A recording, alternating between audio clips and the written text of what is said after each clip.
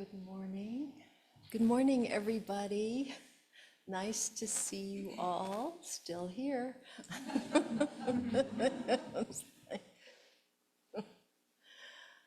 Amy, welcome. Your first session, right? Amy, is that your name? Yeah, I was here. Oh, I know, right. Yes, you're still here. You're still hearing me first. Yeah. And Sam, first session, great. And Eric, right? No, Eric's been here before Ellen's first session, but yeah, great to see everybody.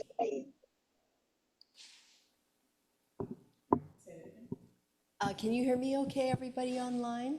Yeah, okay, super.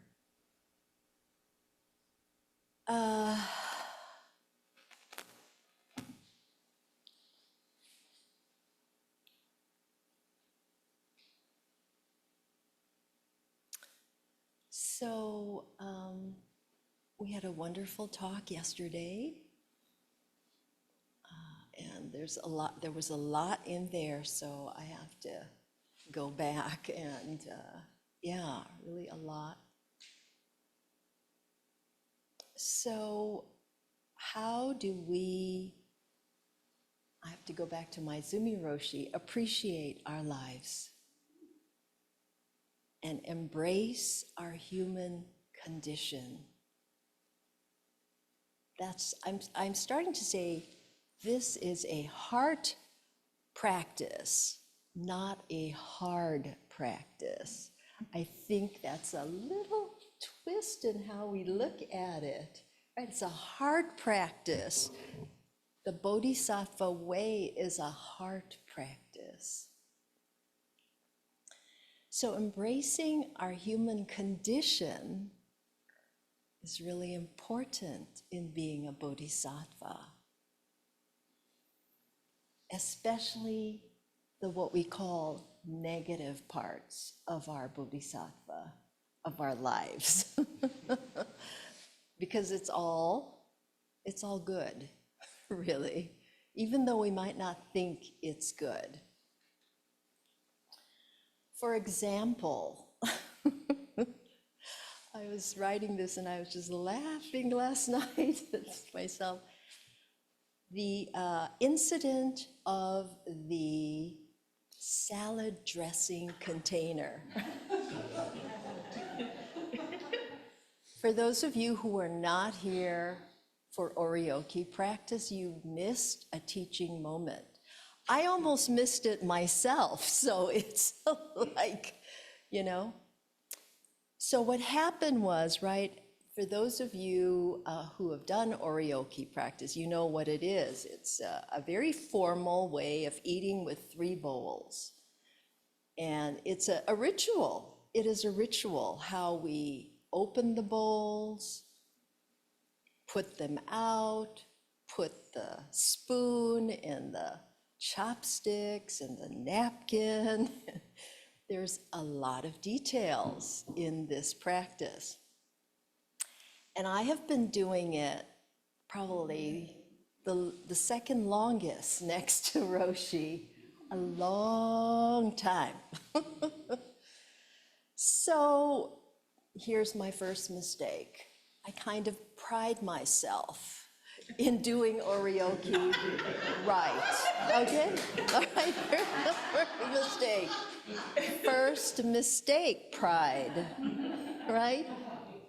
I need to work on humility. So I think this moment was perfect for me. So we have the bowls, the food has been served, lettuce, you know, a salad, and then the dressing. So there was this dressing container, you know, it's one of those containers, if you don't know, that you shake up stuff in, like your, you know, your power drink or whatever. It's got this top that you gotta put down good and make sure it catches, or else. And this is a salad dressing with olive oil and lemon juice. So you gotta shake it to get it really emulsified, right? All right, so I saw, it was evening meal, I saw the dressing, which I wanted to get right in front of on. So I went to reach for it, and I thought I made sure the top was down all the way, clicked. But no, when I shook it, stuff came out. I had salad dressing all over my wrapping cloth that you wrap the things with, on the floor. And my first instinct was blame.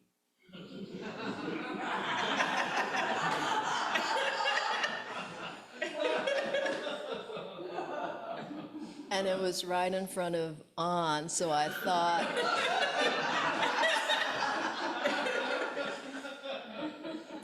in the meantime, Kathy sprung into action.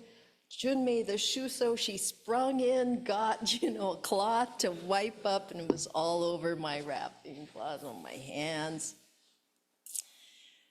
And I really wanted to say, On,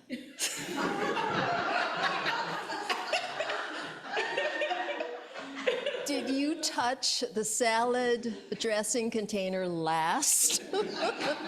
And if so, because I was feeling bad. There went my image of, a Zen master who knows how to eat oryoki without any mess.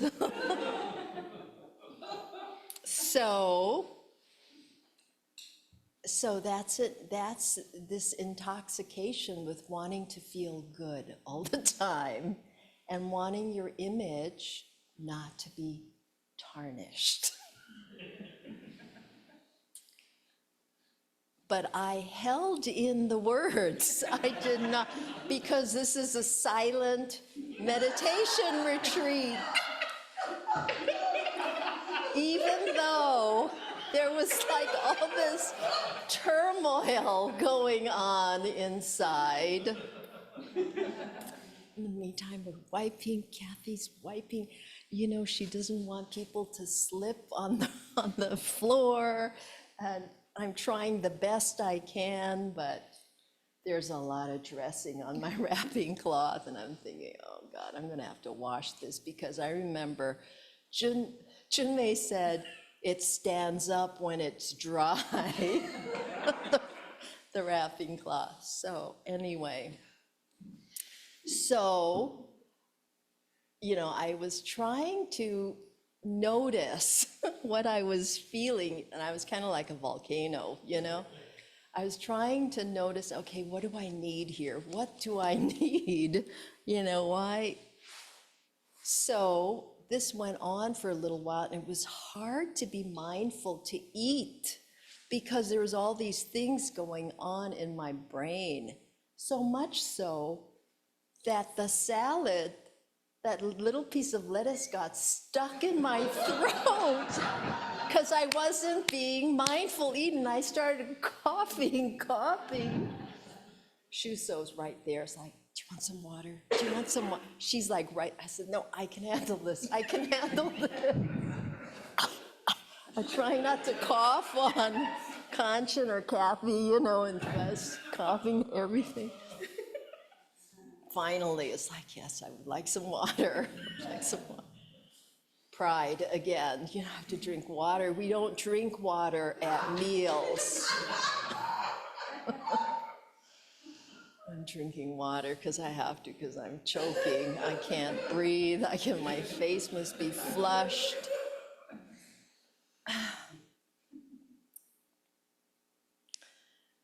So it was hard to see clearly at that moment.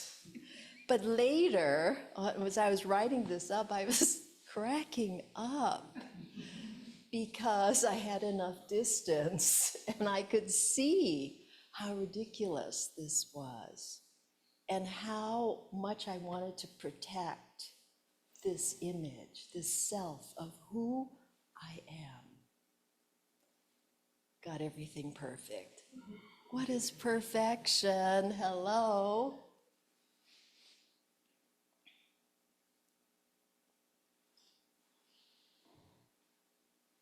So can we embrace our full human condition? That is the question. And that's, I think, as we sit more deeply, we can really appreciate that. Whatever it is. We may not see clearly for, 10 minutes, 15 minutes, half an hour. But just keep going without judgment, right? I'm trying to drop the judgment on myself, on.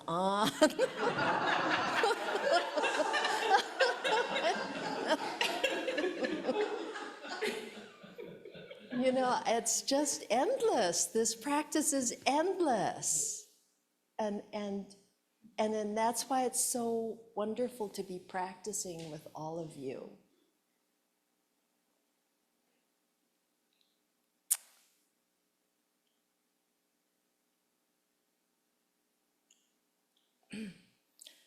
So I did wash my cloth. That's okay.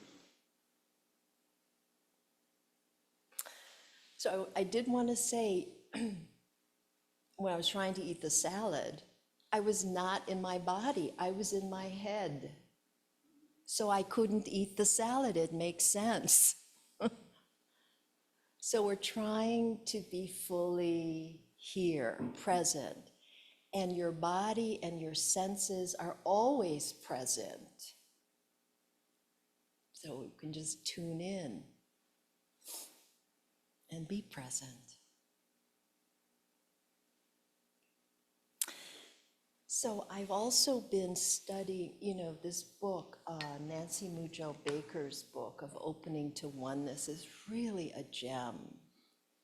And I was just on the 5th precept with Alexis is studying. And it's such a great reminder for me and the 5th precept is about non-intoxication.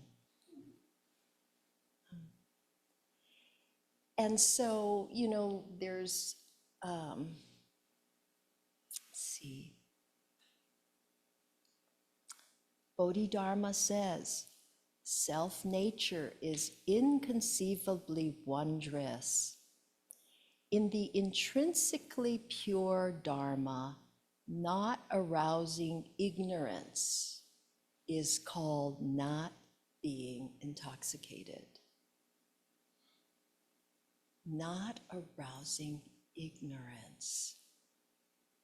Ignoring what is. Ignorance. And I can speak for myself. I like to ignore what is. It is an addiction, actually, ignoring what is.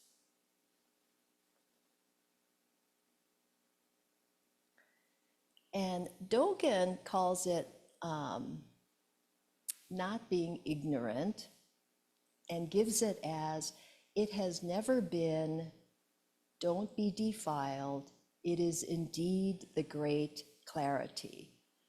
So the great thing about her book is that she's really wanting to look at the wholeness and going beyond right and wrong.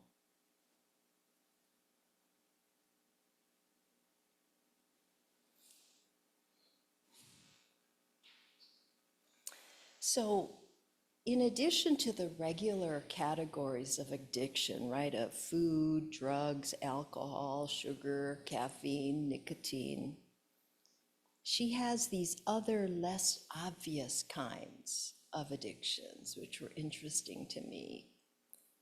Daydreaming, a form of tuning out, great intoxicant. Blaming, oh, I have to work on that one. Blaming is a great intoxicant, making you feel better. It's not my fault, right? analyzing. And then again, you know, it's like, it's good to analyze. It's not saying you shouldn't analyze, right? Because we have a brain, we need to use it. But maybe over analyzing, or analyzing when really we just need to be right there in the moment with how we're feeling. Justifying, that seems like a easily understanding. Storytelling is another one. Storytelling. We can get high on storytelling. Apologizing is interesting. Apologizing, get high on apologizing. Or obsessing, that's an easy one to see, obsessing. Tuning out or sleeping. Being a victim, that's kind of interesting. Being a victim can be an intoxicant. Or pleasure. In that, you know, when we're, instead of being and there right in the moment with pleasure, we're just thinking, how can we extend this a little longer? How can I get more of this?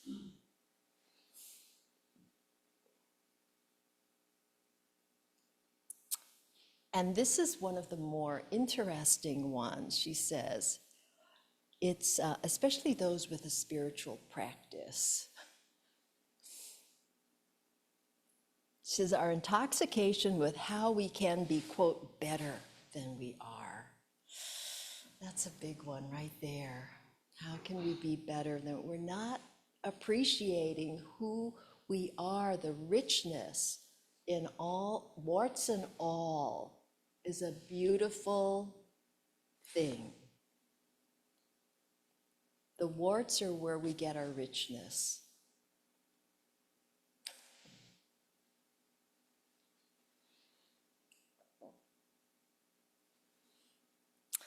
So there's that pesky self, right?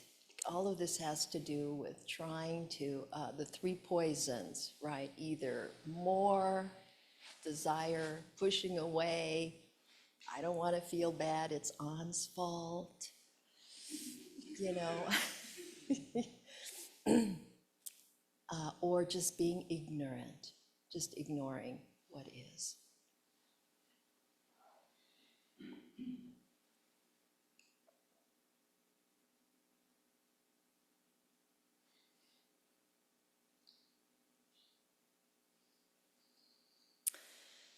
So one thing she says, another very important kind of intoxication is feeding our narcissism.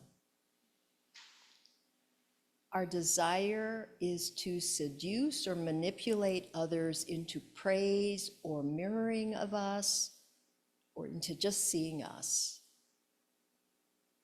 Being seen, especially the way I want to be seen, is a big intoxicant. I can attest to that. I felt terrible at the dinner table last night, just terrible.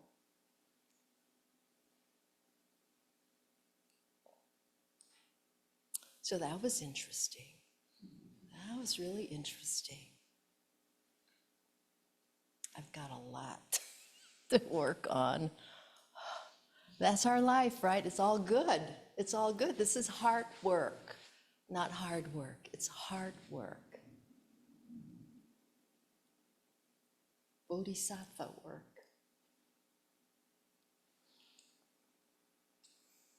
So we don't want to look aside when things like that happen. We want to look aside, but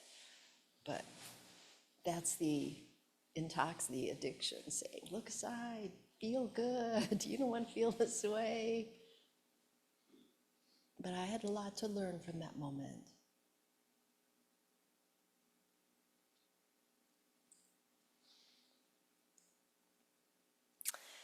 So in Appreciate Your Life, Maizumi Roshi had a wonderful paragraph about life and death.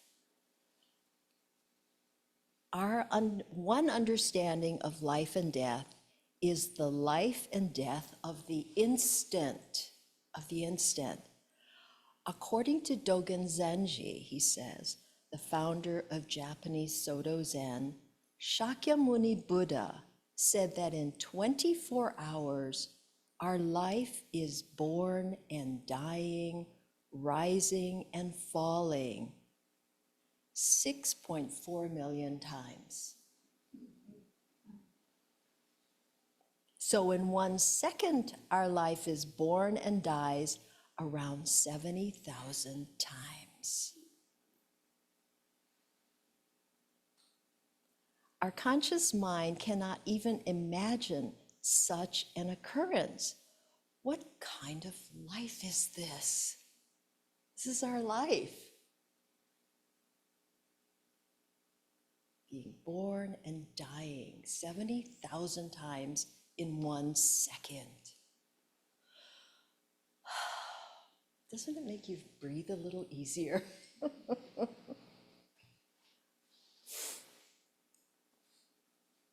So he says, we must see our life clearly. The existence of this life at this very moment. What is it? Being born and dying 6,000 or 7,000 times, or 7,000 times, being born and dying at this very moment, what is it? Is such a life dualistic, right? We're trying to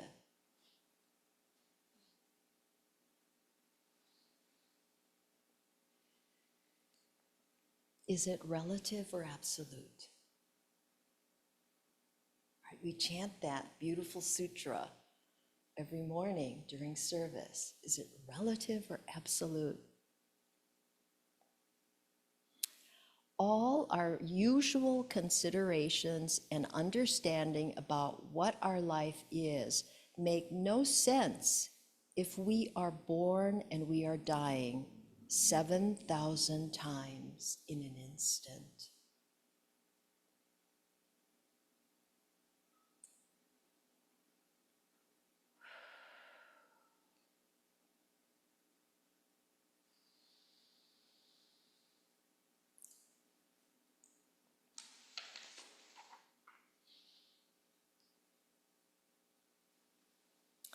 So when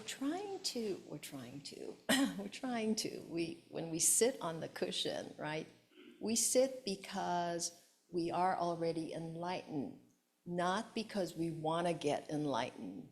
Although in our linear way of thinking, we think the latter, right? We want to sit because we want to get enlightened, but we already are. So I think it's more just realizing who we are. Already enlightened, yay!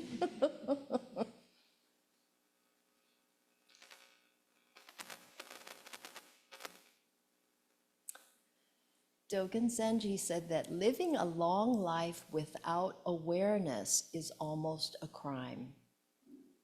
On the contrary, he emphasized that even if you live one day with a clear understanding of what life is, the value of that one day is equal to many, many years of living without awareness.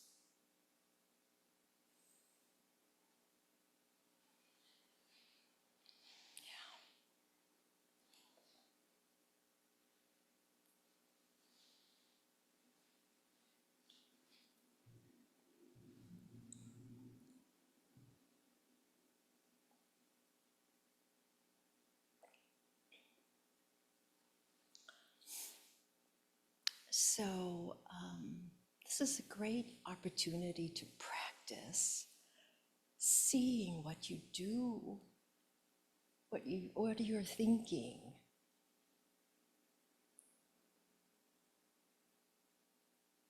And letting go, letting go.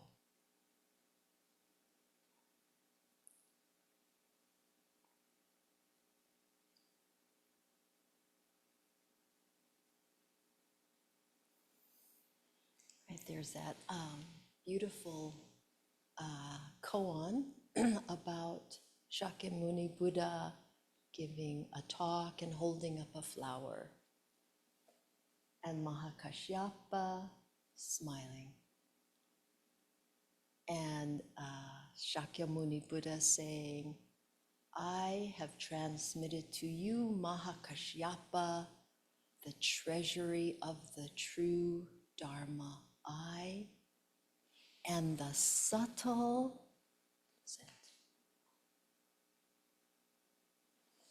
and the subtle mind of nirvana.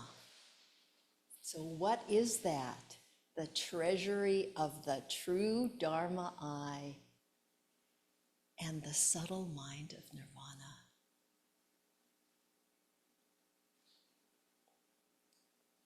Maizumi Roshi says, it's your life. It is your life. It is my life.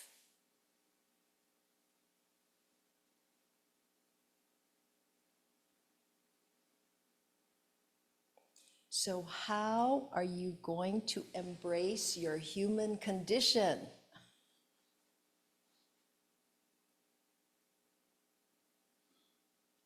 I think a sense of humor helps tremendously.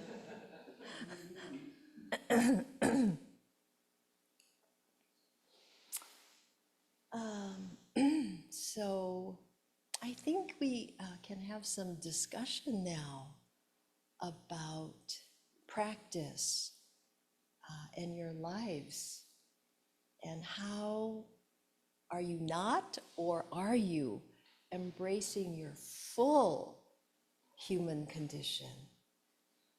I don't know if you've had anything to practice in the last 3 days.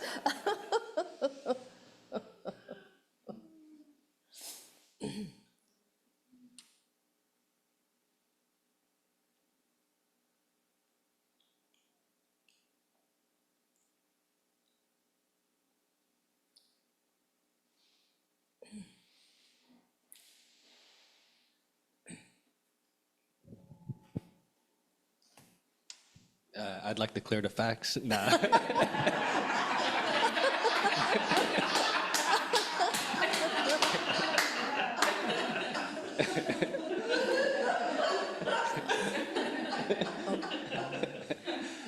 Nah, I'm just joking. I wanted to ask you about going back to intoxication, and you said that the desire to be seen is an creates intoxication. Is that like an innate human desire, or is that like a delusion that we should work to remove? Or is that a desire that you should remove, want to remove? Yeah, that desire to be seen. Well, in the foundations class, the whole second class is talking about shame, because that gets in the way of meditation. And I think in our American culture in particular, there is this very, very low self-esteem, which go together with shame, right? And so when you have that, especially if you're projecting, that's the other thing that's interesting, right? When you project, because you're not feeling worthy, you want to get other people to see you as worthy, to try to confirm yourself, right? Right?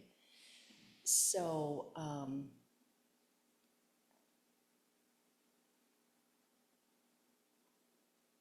so you don't need anybody really to confirm you. If you know that the treasury of the true Dharma I is you, right? But we don't see that a lot of times. And that's why it's a practice, right? We have to keep at it, and we fail, and we see it sometimes, and we don't see it other times. And then try not to project, right? That's a hard time. You're trying to really be your own mirror, I guess. Be your own mirror. You don't need other people to confirm who you are.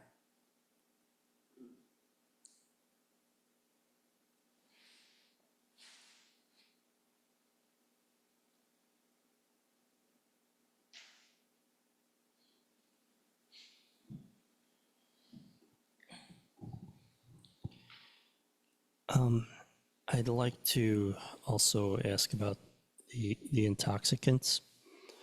Bear with me a second. I'm trying to reformulate my question, but a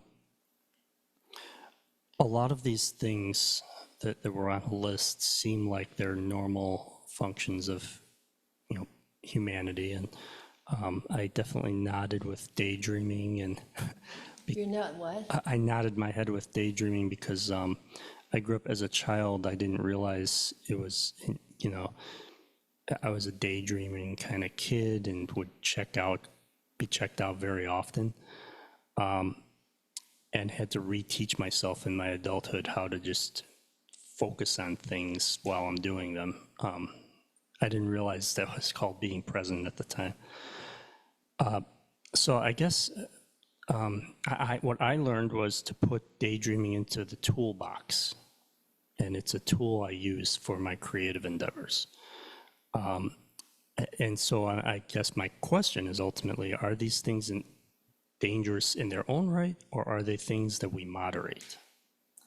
I think what you just said about putting it in your toolbox and daydreaming is a great thing for creativity, I think. So, good and bad, it's like you have to use your discernment as to what is good and bad for you. Is it for excuse me, sorry. Is it for understanding that all those things might be innate qualities, but they could also be used for escapism? Like the idea of running away from your problems, but innately they might be perfectly fine. Yeah. That's just how I understand your. Yeah. Yeah. So, right, because you want to feel good all the time. Well, that's why you're addicted, because you want to feel good all the time, so you want things to come to you and that only make you feel good, and whatever doesn't, you want to push away, and right. So it's interesting to just kind of inquire, what is it that's making me feel bad? What's up now here? What is really happening here, right? And so this process of self-inquiry, again, it's a hard practice because there are different tools you can use to try to figure it out, because sometimes you can't. A therapist is one tool, an important tool. Another, I think, is just practicing. How do I really feel right now? Nonviolent communication is a great tool in that respect. There was a whole list of feelings that, I didn't know about. Of course, I mean, I knew it, but really I only used like 5 of them, in my, what am I really feeling? And then needing is a whole nother thing. What am I needing here I'm not getting, which is all in nonviolent communication. And so if you don't get what you need, you're going to feel bad. So there's a skillful way to ask for what you need, right?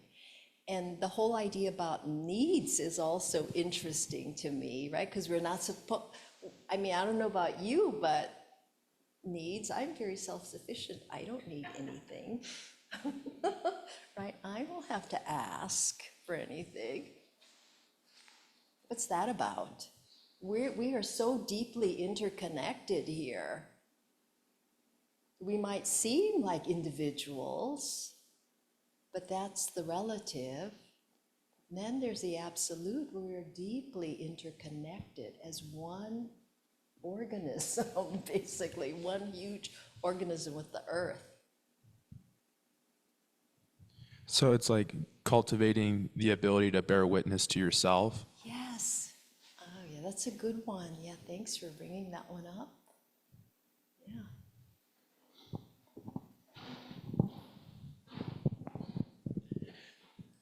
That was probably one of the most entertaining and useful first-person stories about looking at ourselves that I've heard. I mean, that's so classic. Thank you for sharing that. It's just like you said, it's good to have some humor about this. It's so easy to like beat ourselves up, which isn't really useful, you know? So I really appreciate how quickly you were able to, by last night, be laughing about it. I mean, that's really skillful. That really shows a lot of, yeah, a lot of spiritual practice. I just wanted to point out this, for me, in this conversation about intoxication and everything that she was talking about, was really helpful to me is what she said about those things that give rise to ignorance. Oh, well, That's what you said, she said, these are, anything that gives rise to ignorance is something in ourselves, is something that's an intoxicant for us. So just, as we're saying, I mean, daydreaming at one point might be incredibly useful for what I'm doing. And in another time, daydreaming could end up being like something that's helping me yeah. push away. So once again, as you were saying, we just need to be paying attention to how we're using our tools. So anyway, just a wonderful talk. Thank you. Right, so that's the heart practice. The heart practice is when you pay attention to those really difficult things. And it was difficult at dinner last night. I was choking, basically, you know? Yeah, yeah. But I made it. So far, so good.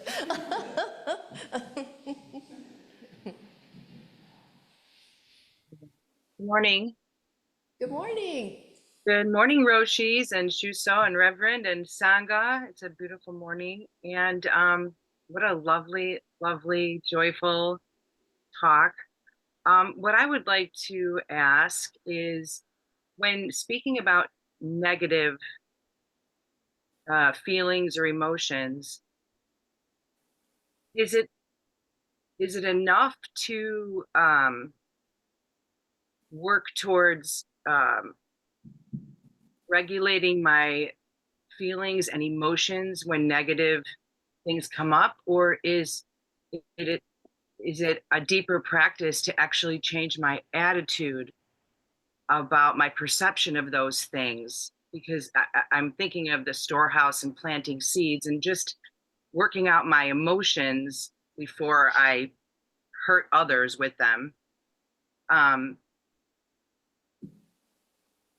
I'm wondering what your thoughts are about actually changing this idea of what's negative, because I think before I was practicing, I had this idea that Buddhists were just, I'm fine, it's fine, everything's fine, I'm great, love is love, and nothing's wrong.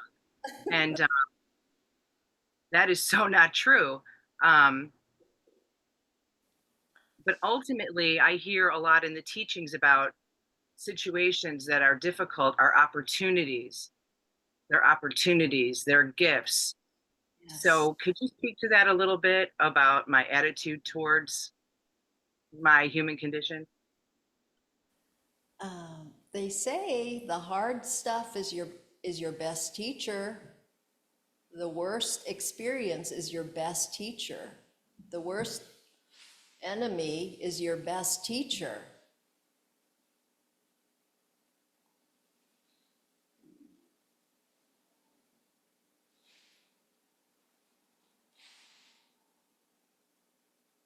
So we're waking up, right? We're waking up to our lives as it is. as it is and embracing it versus, no, I don't want this, please.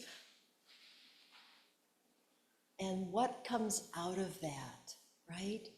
What comes out of that? So it's the 3 tenets. We're practicing not knowing. Okay, we don't know. We have a lot of thoughts about this whole thing, right? I'm a klutz, a lot of judgments. But really, I mean, yeah, it could be. It surely looks like it. But you know what? What are you learning from it? What are you learning from it?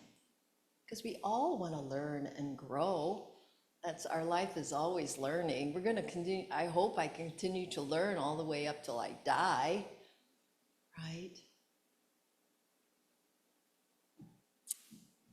So that was a strong experience for me. Even though I wanted to push it under the rug and don't let anybody think about it, let's forget about it already. Right? But it was good to just kind of think about it and then just laugh how hilarious it was because of my mortification. Right? And what happened? Totally mortified. Oh my God. I've done this before also. Here's the thing. Last retreat, it was worse the last time. It went flying. I got all over Roshi's clothes. I've seen that before. And so, well, I must be getting better. Ooh, there's that thing about getting better, right? So just notice that, right? Wow, what an addiction that is. Embracing who I am right now, even with salad dressing all over me.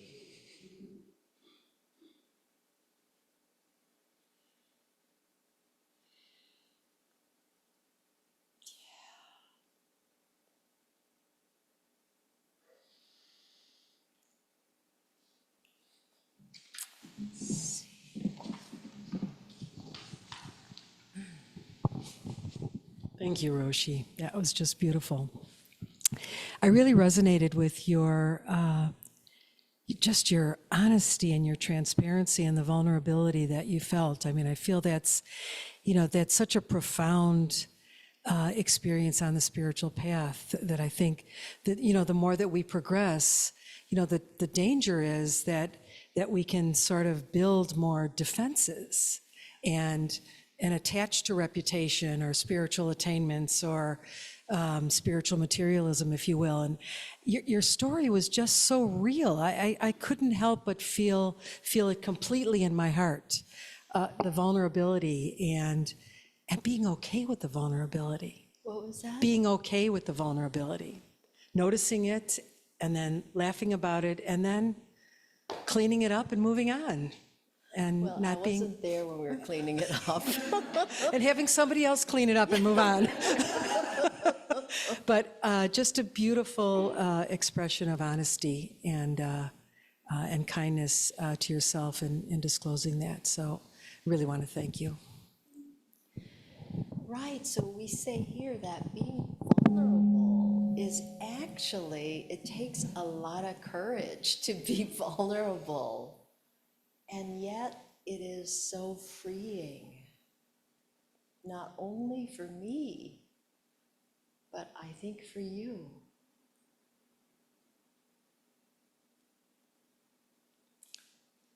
So I'm just grateful for this practice, for each of you who are here making this container so strong by your presence. I'm really, really happy about that.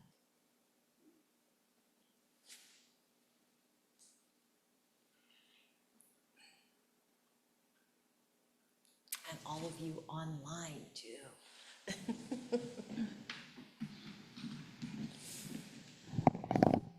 Did I just pick up the mic when we just ended it? Okay. awkward. I just, I just wanted to go back. I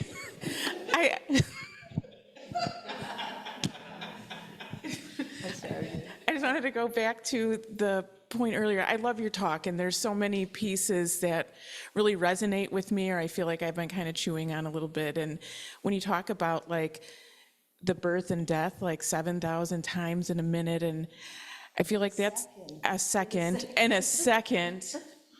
I feel like that's such the gift of impermanence, right? How forgiving. I feel like sometimes at some point it used to be kind of scary, like nothing, just this impermanence and it's always changing. But it's in our practice, I feel like I'm noticing like, just so forgiving, right? Just you have the opportunity to look, see, start anew.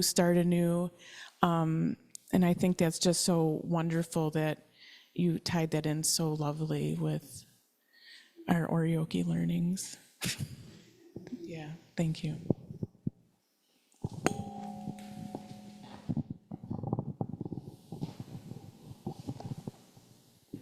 Thank you, Junmei Shuso, for bringing up that forgiveness, because that popped up in my mind when you mentioned that we changed this 7,000 times a second, and of course, being analytical as well, it's just our way of, understanding our impermanence. But I was also thinking of not just myself, but everyone around me, especially people that I'm most closely associated with, like someone I live with, that they are also changing 7,000 times a second. And that's very helpful in terms of like forgiveness, to say, well, you did that like 30 years ago. Why did you take it?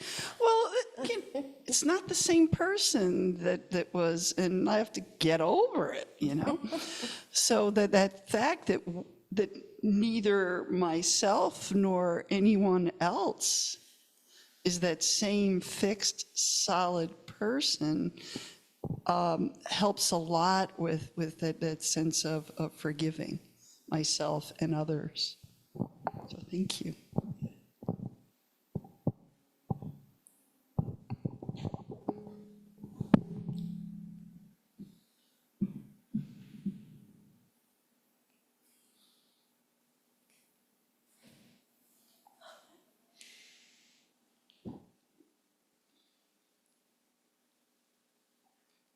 This talk helps a lot because there's currently some stuff crusted to 3 pots. And it won't come off, so it's all over for me.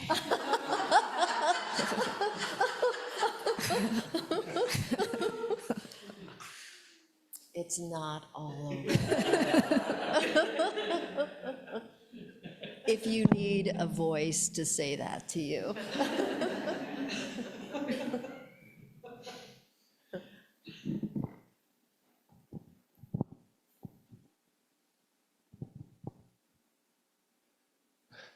I was curious about how Shakyamuni Buddha was able to come up with that number, 6.4 million. I love numbers, and I have so much faith in Buddhism that I actually feel scientifically, if we look into it, it's probably going to be accurate, that number. So I was just curious if you or Roshi had any idea, like how somebody 2,500 years ago could have pulled that out. Yeah. Isn't that amazing? It's actually, I was thinking similarly and started going into nanoseconds and how they've been able to break down time and the reality of all of that. But for me, what resonates is just the empirical brilliance of this teaching from 2,500 years ago. And for me now, I'm becoming increasingly, I don't want to say addicted, because we don't want to do that, but interested in, for example, evolutionary psychology, the book How Buddhism is Right, quantum theory. Matthew Ricard wrote the book with a Vietnamese astrophysicist, The Quantum and the Lotus, talking about how modern science and neuroplasticity and particle and wave theory all backs it up. And it goes back to, I think it was in the 80s when Joseph Campbell wrote the book, The Inner Workings of Outer Space, where basically wrote in a book saying, what happens to all of our mythology when a human spacecraft goes past the point where for millennia people thought that's where heaven was, okay? And yet with Buddhism, all new findings, you don't have to recreate the Buddhism, it reinforces it. And that to me is the most amazing thing, is that pick up any science book and it's like, oh yeah, Buddhism does that too. And to me, that's the brilliance of it.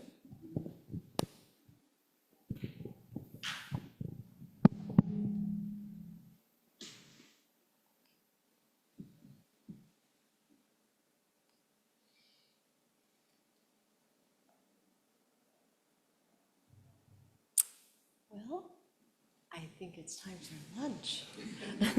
Thank you very much.